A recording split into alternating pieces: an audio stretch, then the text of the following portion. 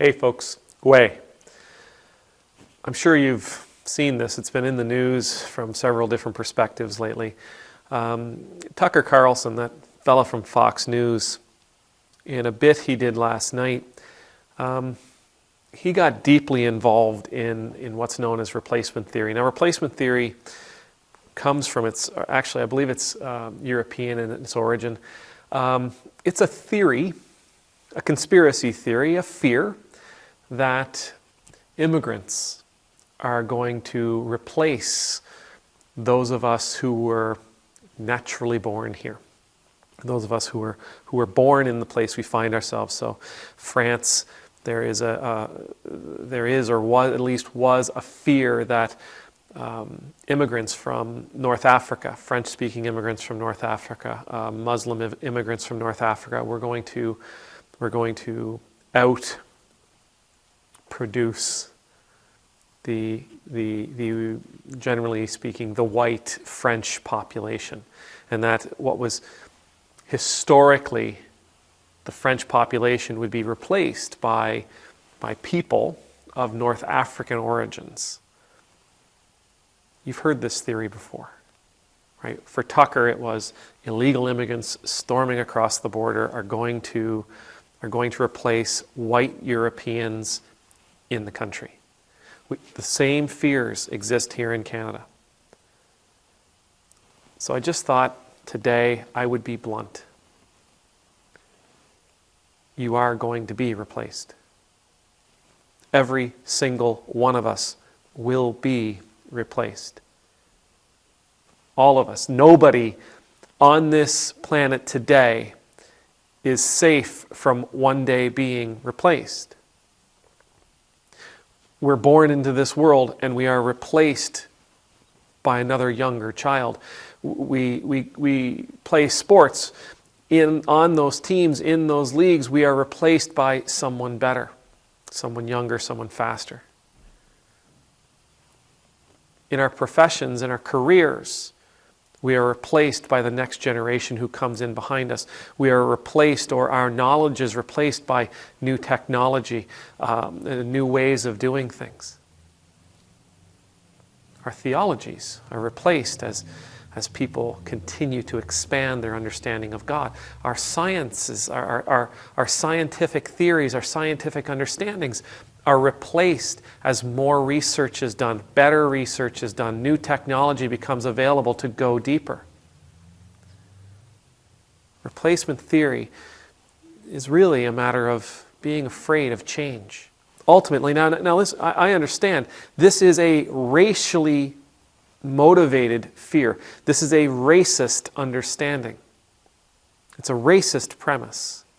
Being afraid of the other.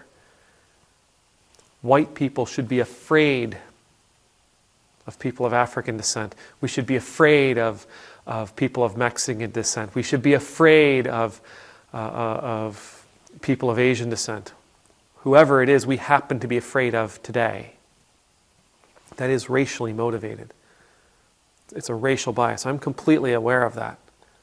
But ultimately, at the end of the day, for these kinds of fears, it does come down to the person.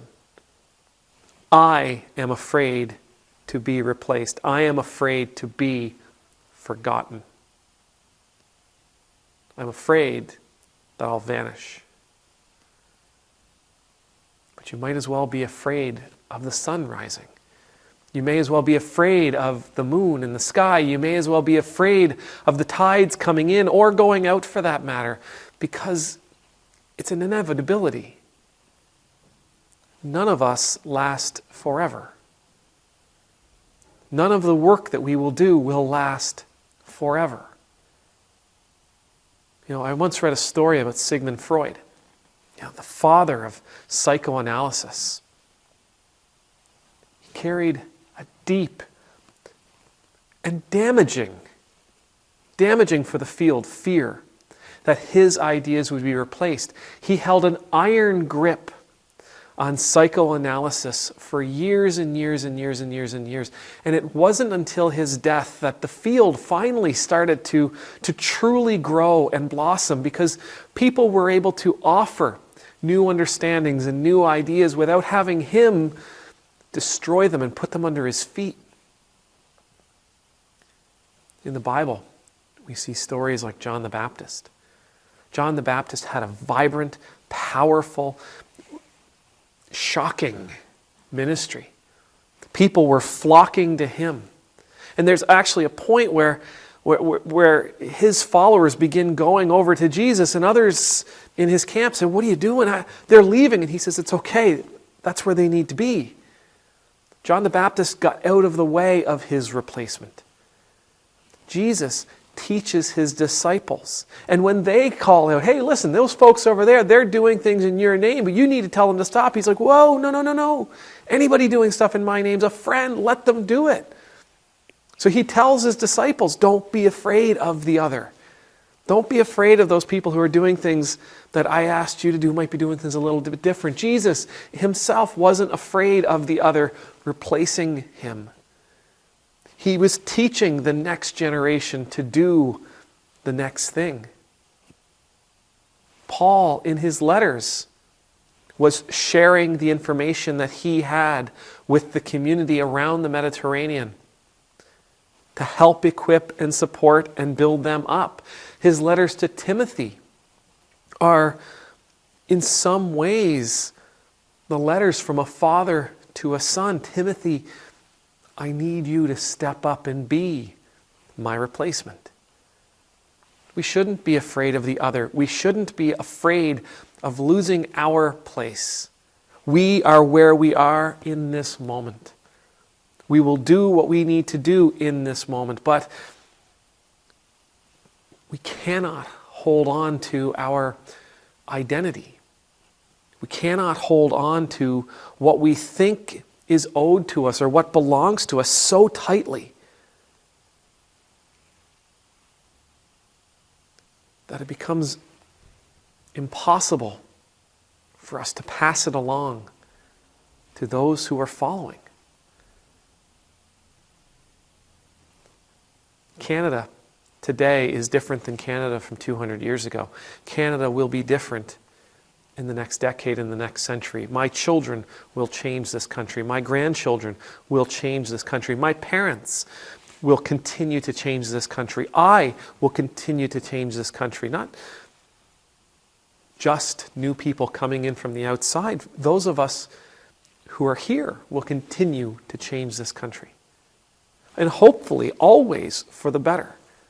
The United States is not the same country as it was in 1776, and it won't be the same country in 2176. England of today is not the same country that it was. Germany is not the same country that it was. Australia is not the same country that it was. What and who we were is always going to be replaced. Our job isn't to stop that. Our job is to help that next generation become all that they can be, to achieve all that they can, to live better lives than we lived in this place that we love, regardless of who that next generation happens to be or where they happen to come from. May the Lord bless you. May the Lord keep you. May the Lord's face be made to shine upon you and be gracious to you. May the Lord's countenance be lifted up to you. May you always know the peace of being in the Lord's presence. And I pray that if you have a fear of being replaced, remember, people of faith don't hold on to the physical. We hold on to the spiritual. We hold on to that which never fades, never rusts, never rots. Amen. Nemultus.